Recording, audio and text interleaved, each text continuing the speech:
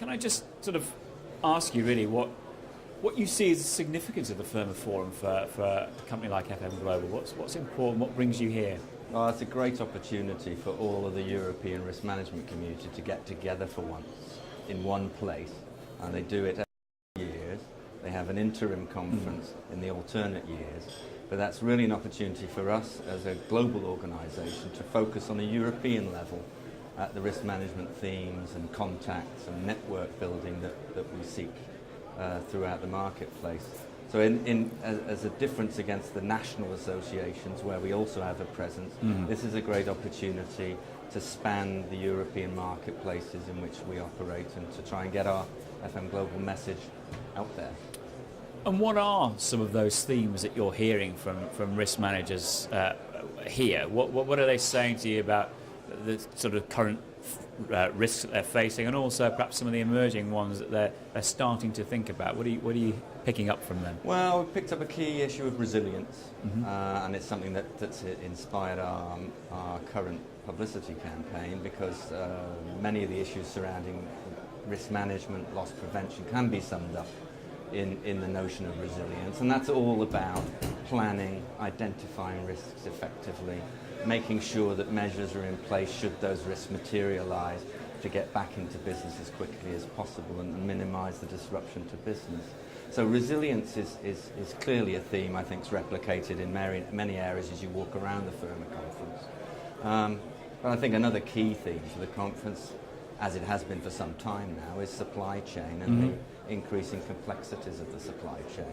And that fits within the resilience remit anyway, presumably. It does. You can break supply chain down into many different areas, but if you just think about the growing globalization and complexities of supply chain, and you think about the natural catastrophe incidents we've had recently, if you look at 2011, you have huge amounts of exposure sadly being realized in the form of losses. I think 230 billion pounds of economic loss from natural catastrophes in 2011.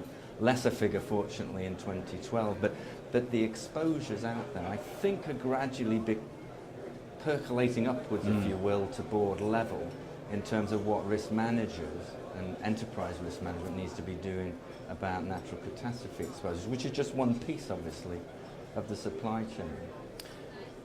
That's what the risk manager is telling you. What do you see? I mean, in addition to resilience, what other areas are you focusing on as a business and also looking at in terms of potential emerging threats to risk management or to business? I know I've just talked about supply chain, but that's one thing we have looked at quite extensively as a company, because with, as I was explaining, these growing complexities, not just of first-tier suppliers creating exposures to our companies' balance sheets, but also second tier, third tier, further out. The complexities are causing exposures that are not well understood and frankly not well covered by insurance policies. So one of the things FM Global's done is to look at what we do provide as cover, and we've now extended the cover to the extremities of the supply chain. In other words, an incident way out in the supply chain of a property nature, because we are a property specialist, that then through the complex supply chain causes an interruption of earnings to our client's business, will be covered within our scope of cover. And that's something that we introduced 3 years or so ago, and one that's getting great resonance with our client base. I mean, something that might interest you is we had analysed the Thailand floods that we suffered as an organisation. And in addition to all the claims payments we made on typical, what you might call typical supplier and customer extensions, the piece that went beyond that first tier, in other words, the aggregate of losses that we paid from second, third, fourth tier suppliers and customers, was excess of $100 million just for that piece. So I think that shows you that, you know, it's a financial demonstration of the complexities of supply chain exposures actually coming home to roost and cause material losses to our client base's organisation. Okay.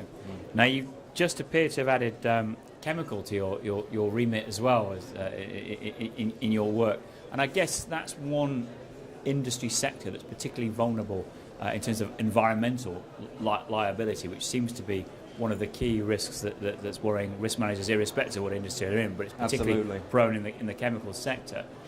Where do you see the extent of environmental liability going for companies, and how difficult is it for them to I guess mitigate that risk and deal with it as and when it happens? Well, I think it's more and more complex, a more and more complex area for chemical companies. They are naturally, by the nature of their operations, highly focused on safety, process safety management. And also that there is a heightened concern about reputational risk with chemical companies.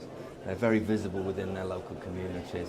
The slightest incident that can cause a pollution event, an impact on the local community is going to get an extremely high focus for the surrounding community. So it's absolutely paramount for chemical clients and industry, probably more so than the general industry, to keep absolute control on their risk identification, their risk mitigation measures. We find chemical industries are extraordinarily well managed because of the regulatory framework around them.